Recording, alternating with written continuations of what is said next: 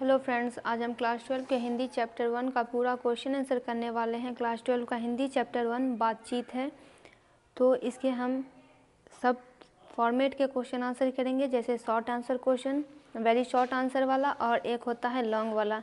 तो सबसे पहले हम आते हैं अति लघु उत्तरीय प्रश्न में। पहला है कि हिंदी में आलोचना का जन्मदाता किसको माना जाता है? तो बालकृष्ण भट्ट को क्रिटिक थे, आलोचना किया करते थे। हिंदी वर्धिनी सभा के द्वारा किस पत्र का प्रकाशन प्रारंभ हुआ था और कब? हिंदी वर्धिनी सभा के द्वारा हिंदी प्रदीप नामक पत्र का प्रकाशन हुआ था, 1877 में हुआ था। देखिए दोस्तों, ये जो क्वेश्चन है यह आपको 1 मार्क्स में बहुत हेल्प करेंगे बनाने में। जिसकी बातचीत करने की लत पड़ जाती है उसका क्या हाल होता है? जिसकी बातचीत करने की लत पड़ जाती है वह इसके पीछे खाना पीना भी छोड़ देता है। गर्म दूध और ठंडे पानी के 2 बर्तन सटाकर पास पास रखे जाएं तो इसका क्या परिणाम होता है? होता यह है कि दूध ठंडा हो जाता है और पानी गर्म हो जाता है। 2 बूढ़ियों की बातचीत का मुख्य प्रकरण क्या होता है, यानी मुख्य टॉपिक क्या होता है? तो यदि उनके पास बहू बेटा है तो यह प्रकरण बहू और बेटे की शिकायत पर ही टिका रहता है। ऐसा लेखक का मानना है कि जो बूढ़ी वृद्धा लोग रहते हैं वो अपने घर की शिकायतों को लेकर बैठते हैं और वही बातचीत वो किया करते हैं, उनका कन्वर्सेशन इसी पे चलता है। बालकृष्ण भट्ट को हिंदी का एडिशन और स्टील किसने कहा है? एडिशन का नाम भी आपने सुना होगा, स्टील का एडिशन भी नाम आपने सुना होगा। और बालकृष्ण भट्ट को ये बात कही गई थी तो ये आचार्य रामचंद्र शुक्ल ने कही थी। उत्तम प्रकार की बातचीत करने का तरीका क्या होता है? तो हम वह शक्ति अपने में पैदा कर सके कि अपने आप से बात कर लिया करें। लेखक का ऐसा मानना है कि अगर ऐसी शक्ति, कुछ ऐसी टेक्निक डेवलप करनी चाहिए इंसानों को खुद में कि वह खुद से बातचीत कर सके। बातचीत करने का सबसे सटीक तरीका यही है अकॉर्डिंग टू द लेखक।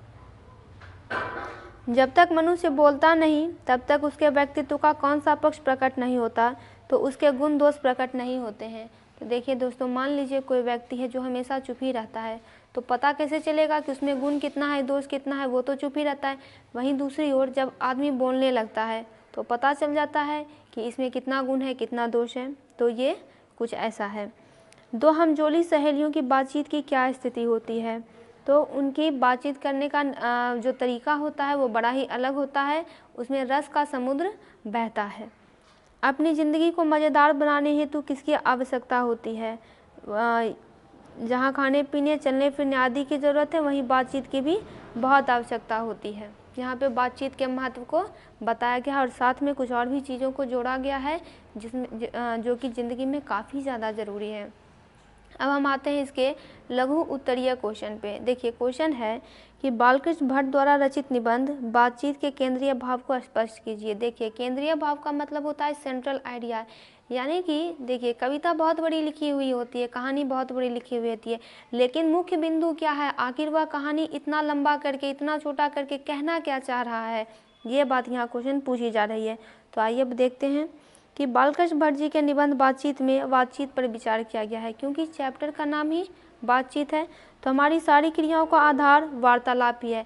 यानी कि हम कोई भी काम करते हैं तो उसमें हमें बोलना कितना ज़रूरी हो जाता है।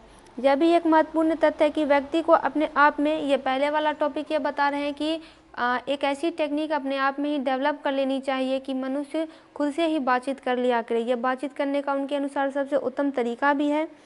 वो अपने आप बात कर लेने का भाव का मतलब क्या है कि आपसी वार्तालाप में शैली व्यवहारिक और रुचिपूर्ण भी होनी चाहिए। यानी कि अगर आपसी वार्तालाप हो रही है, आपसी बातचीत हो रही है खुद से ही, तो वह भी रुचिपूर्ण होनी चाहिए।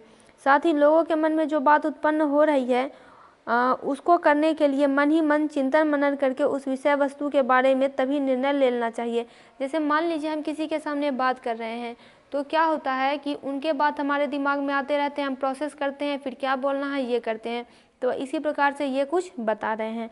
बातचीत की शैली मधुर होनी चाहिए, यानी अगर हम बात कर रहे हैं खुद से या फिर किसी दूसरे से भी तो बहुत ही अच्छे लहजे में बात करनी चाहिए, उन्हें गुस्सा कर बात नहीं करनी चाहिए और बहुत ही अच्छे तरीके से ऐसे बात करनी चाहिए जैसे मुंह से जो है एकदम शहद टपक रहा हो, इस तरह से बात करनी चाहिए। विभिन्न व्यक्तियों के वार्तालाप का क्या विषय रहता है? यानी इस दुनिया में देखिए बहुत अलग अलग तरीकों के लोग हैं। तो आखिर वो क्या क्या टॉपिक के लिए बात करते हैं? क्या बच्चे भी वही बात करेंगे जो बड़े बूढ़े करते हैं? क्या बुजुर्ग वही बात करेंगे जो कि बच्चे करते हैं? तो देखिए जानते हैं। हमारे समाज में प्रत्येक वर्ग की वार्तालाप का रूप अलग अलग होता है। हमारा समाज जो है ये बहुत तरह के लोगों से मिलकर बना है, इसीलिए सबके सोच, सबके बातचीत, सबके टॉपिक, सबके काम अलग अलग है, तो सबके बातचीत भी अलग अलग होंगे। दो हमजोली सहेलियों की बातचीत का जायका ही निराला है। जैसे मान लीजिए कोई दो सहेलियां हैं जो कि हम उम्र ही है, साथ में ही पढ़ती हैं, तो उनके बात करने का तरीका बहुत ही अलग होता है। ऐसा लगता है कि मानिए रस का समुद्र ही उसमें बह रहा है। उसका पूरा स्वाद उनसे पूछना चाहिए जिन्हें उस रस सनी बात सुनने का कभी अवसर मिल जाता है। यानी किसी तीसरे व्यक्ति से मिलना चाहिए जिसने कभी उसकी बातचीत को सुना है। अब यहाँ पे लेखक मेंशन कर रहे हैं,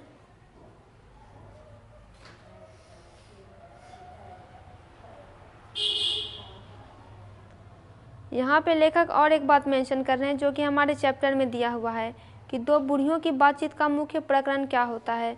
तो वो क्या करते हैं, अगर उनके बहू बेटी होती है तो जो भी गिला शिकवा होता है, जो भी शिकायत होता है, वही आपस में वो बैठ के डील करते रहते हैं। फिर आते हैं हम तीसरे क्वेश्चन पे। तीसरा क्वेश्चन है हमारा, विश्लेषणात्मक निबंध से आप क्या समझते हैं? 1 मिनट।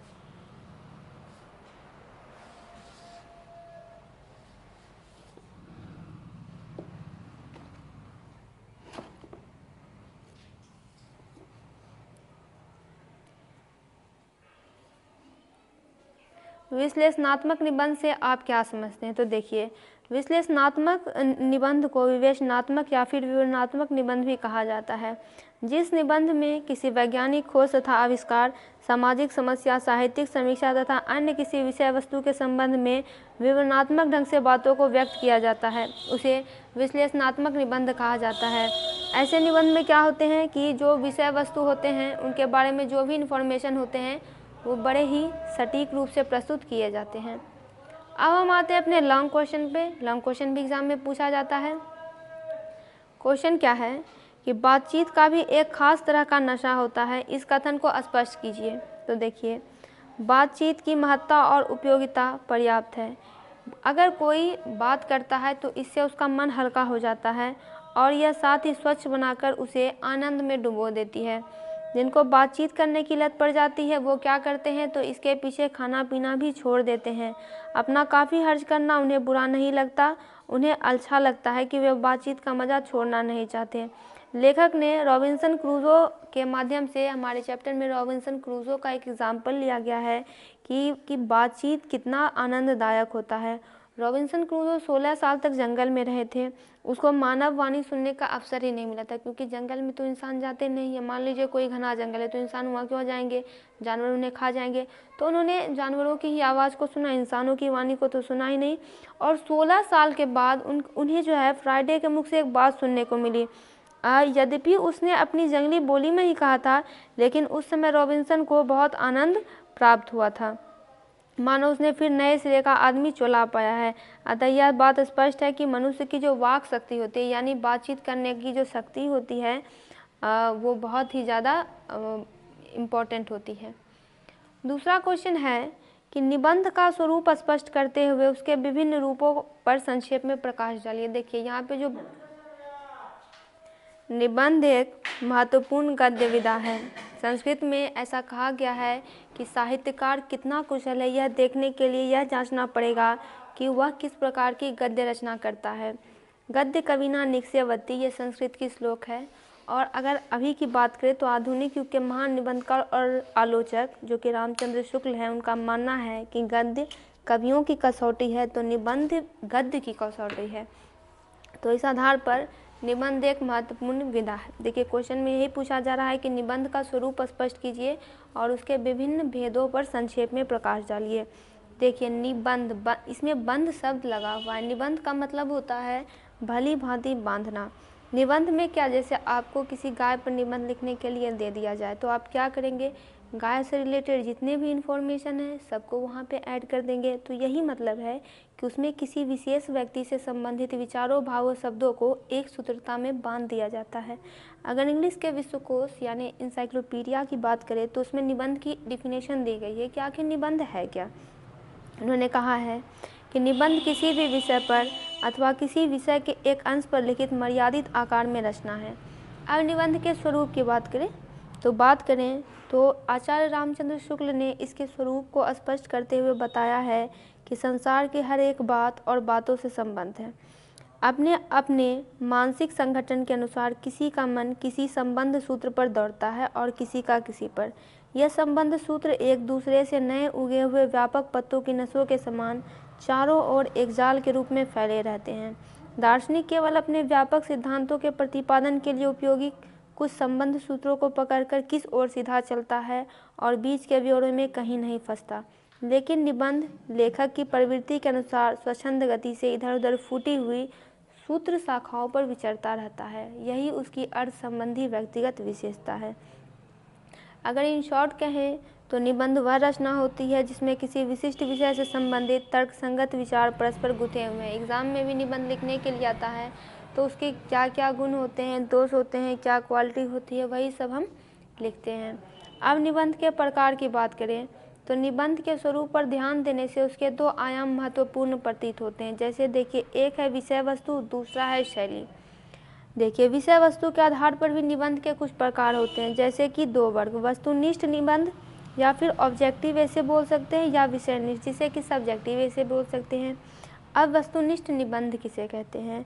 तो जिस निबंध में रचनाकार एक ही निबंध में विभिन्न विषयों पर अपने विचार प्रस्तुत करता है, वे निबंध वस्तुनिष्ठ निबंध की श्रेणी में आते हैं।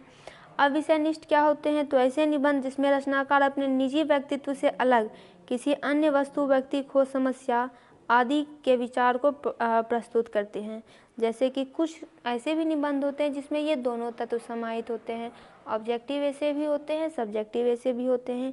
लेखक किसी अन्य विषय पर विचार करते हुए उसमें निजी रागात्मक अनुभवों का भी संस्पर्श प्रदान करते हैं। अब हम आते हैं शैली के आधार पर निबंध के प्रकार क्या होते हैं। देखिए, शैली के आधार पर निबंध के प्रकार। शैली की दृष्टि से निबंध के कई रूप हो सकते हैं, जैसे जिसमें पहला है वर्णनात्मक, दूसरा विवरणात्मक, विवेचनात्मक, भावात्मक, संसरणात्मक और ललित निबंध। वर्णनात्मक निबंध किसे कहते हैं? कि किसी वस्तु या स्थान आदि का परिचयात्मक वर्णन प्रस्तुत करने वाले, यानी मान लीजिए कोई निबंध है जो कि किसी व्यक्ति या स्थान का परिचय करा रहा है, उसे वर्णनात्मक निबंध कहते हैं। जैसे कोई निबंध दक्षिण गंगा पर है तो ये उसी का परिचय कराएगी, गोदावरी पर है उसका परिचय कराएगी, और हमारे लोकतंत्र का प्रतीक तिरंगा है। ये सारे आते हैं वर्णनात्मक निबंध के अंतर्गत। फिर है विवरणात्मक निबंध, यानी जिस निबंध में किसी वैज्ञानिक खोज या आविष्कार, सामाजिक समस्या, दार्शनिक सिद्धांत, साहित्य समीक्षा, विचार संयोजन और विभिन्न पहलुओं का विवेचन, डिस्कशन या विश्लेषण करते हुए एक पूरा विवरण दिया हुआ रहता है, उसको हम रखते हैं विवरणात्मक निबंध की श्रेणी में। जैसे मान लीजिए एग्जाम्पल हो गया पर्यटन का महत्व। पर्यटन अगर होगा तो लोग नई जगह पे जाएंगे, वहाँ पे क्या क्या हुआ है उसको डिस्कस करेंगे। फिर है प्रदूषण एक अभिशाप, मानव का नया यंत्र कंप्यूटर, साहित्य की प्रतीक, राजनीति और विद्यार्थी आदि। फिर आते हैं विवेचनात्मक निबंध पर। विवेचनात्मक का दूसरा नाम हम विश्लेषणात्मक भी बोल सकते हैं। जैसे देखिए, ये निबंध जो होते हैं बौद्धिक चिंतन, विश्लेषण के तर्क पर आधारित होते हैं। इसमें प्रायः किसी अमूर्त विषय के विभिन्न पहलुओं को स्पष्ट किया जाता है, जैसे कि विश्व शांति, धर्म और विज्ञान etc। फिर आते हैं हम भावात्मक निबंध पर। तो भावात्मक निबंध क्या है? तो मानव मन की रागात्मक संवेदनाओं, अनुभूतियों, रुचियों, अभिरुचियों आदि के विषयों पर लिखे जाने वाले निबंध इसी संबंध में आते हैं। यानी मानव से रिलेटेड जो रुचि होती है, उनकी अनुभूति होती है, वो सारे इसी के अंतर्गत आते हैं। फिर है ललित निबंध किसे, संसरणात्मक निबंध। देखिए, इस निबंध में क्या होता है, लेखक अपने व्यक्तिगत संपर्क में आने वाले व्यक्तियों, यात्रा आदि के अनुभव, घटना प्रसंग आदि के संबंध में निजी स्मृतियाँ यानी यादें साहित्यिक सौष्ठव के साथ प्रस्तुत करता है। यानी वो अपनी मेमोरी में जो उसके रहते हैं, कोई रिलेटेड हो गया, कोई रिलेटिव हो गया, तो उसके बारे में ये लिखते हैं। ललित निबंध की अगर बात करें तो इस निबंध में क्या होता है कि किसी भी व्यक्ति, विषय वस्तु, व्यक्ति, घटना, प्रकृति, सौंदर्य, त्योहार पर रचित अनुभव अथवा सामाजिक राजनीतिक व्यंग, इसमें ये सब आते हैं। अब हम बात करते हैं व्याख्यात्मक प्रश्न की। व्याख्यात्मक का मतलब जिसमें हमें एक्सप्लेनेशन क्वेश्चन, जिसमें हमको एक्सप्लेन करना पड़ता है। ये जो क्वेश्चन एक्सप्लेन हम करते हैं उसका भी एक तरीका होता है। और यहाँ पे देखिए मेंशन किया गया है BSEB 2019, यानी इसमें ये क्वेश्चन आया भी है। देखिए व्याख्यात्मक क्वेश्चन है क्या। क्वेश्चन है कि जहाँ आदमी को अपनी निजी ज़िंदगी मज़ेदार बनाने के लिए खाने पीने की आवश्यकता होती है, चलने की आवश्यकता होती है, वहाँ बातचीत की भी बहुत आवश्यकता होती है। क्योंकि बातचीत का महत्व तो इस चैप्टर में हमने देख ही लिया है कि चित्त को हल्का कर देता है, बातचीत करना कितना ज़रूरी है। बातचीत से ही व्यक्ति के व्यक्तित्व का पता चलता है। जो कुछ धुआं जमा रहता है वह बातचीत के जरिए भाप बनकर बाहर निकल पड़ता है। देखिए जब भी आपको एक्सप्लेनेशन क्वेश्चन रहे तो इसको बनाना कैसे, सबसे पहले आपको लिखना है कि दी हुई पंक्तियाँ, ये नहीं लिखेंगे प्रस्तुत पंक्तियाँ, मतलब वही हुआ दी हुई पंक्तियाँ हमारी पाठ्य पुस्तक दिगंत में संकलित बालकृष्ण भट्ट के बातचीत नामक निबंध से उद्धृत है। उद्धृत है का मतलब लिया गया है। इन पंक्तियों में व्यक्ति के जीवन में बातचीत के महत्व को समझाया गया। यानी हमें यहाँ पे एक लाइन लिखना है कि आखिर ये लाइन कहना क्या चाह रही है, कुछ ना कुछ इसका सेंट्रल थीम तो होगा, केंद्रीय भाव तो होगा, वो लिखेंगे। अब इसको एक्सप्लेन करेंगे हम इसको अपने लैंग्वेज में। देखिए लिखना क्या क्या है। जिस प्रकार जीवन को आनंदमय एवं सुखी बनाने के लिए स्वादिष्ट भोजन और पानी की आवश्यकता होती है। देखिए यहाँ पे आपको अपने दिमाग से लिखना पड़ता है। जैसे यहाँ पे देखिए क्या है, 3 लाइन ही तो दिया गया है, लेकिन अपने दिमाग से इसे आपको सही सटीक चीज़ें खोज कर लिखनी है। और इसके बिना जीवन एक क्षण भी नहीं चल सकता। जैसे देखिए भोजन पानी के बिना क्या जीवन चल सकता है, नहीं चल सकता है। उसी प्रकार जीवन जीने के लिए बातचीत भी एक बहुत आवश्यक तत्व है। इसके अभाव में व्यक्ति का जीवन सुखी नहीं रह सकता, वह आनंदमय नहीं हो सकता। हाँ, वह जानवरों की भांति जीवित अवश्य रह सकता है। देखिए जानवर भी बेचारे कैसे रहते हैं, तो लेखक का मानना है कि अगर बातचीत ना हो तो इंसान जो है जानवर बन जाएगा। ऐसे ही जीवन की गतिशीलता में मनुष्य जीवन का वास्तविक सुख आनंद निहित है। यानी अगर हमारा जीवन ऐसे ही चलते रहे, अच्छा भोजन पानी बातचीत करें तो जीवन तो ठीक ही है।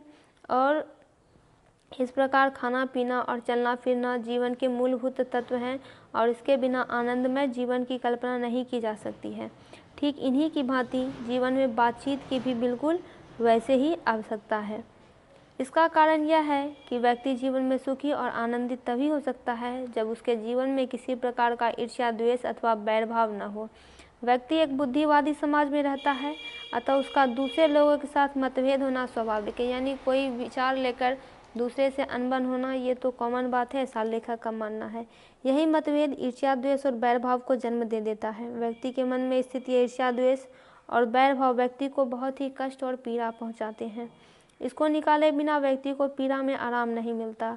व्यक्ति के मन में स्थित इस मवाद और धुएं रूपी ईर्ष्या द्वेष को निकालने का एकमात्र उपाय बातचीत ही है, क्योंकि व्यक्ति अपनी बातचीत के द्वारा अपने मन के ईर्ष्या द्वेष को बाहर निकालकर स्वयं को हल्का अनुभव कराता है। एक दूसरे की शिकायतें भी बातचीत के द्वारा ही दूर हो पाती हैं। जब व्यक्ति को किसी से कोई शिकायत नहीं होती और उसके मन में किसी के प्रति ईर्ष्या द्वेष और बैर भाव भी नहीं होता, तभी यह उसके सुखी और आनंदित हो सकता है। इसलिए खान पान और चलने फिरने के समान ही व्यक्ति के लिए बातचीत आवश्यक है। इस पूरी लाइन को इस प्रकार से एक्सप्लेन किया गया है। तो दोस्तों इसके जो क्वेश्चन आंसर थे वो हमने किए। आप सभी सब्जेक्ट्स के क्वेश्चन आंसर इस चैनल पर देख सकते हैं। वीडियो को लाइक एवं चैनल को सब्सक्राइब जरूर करें।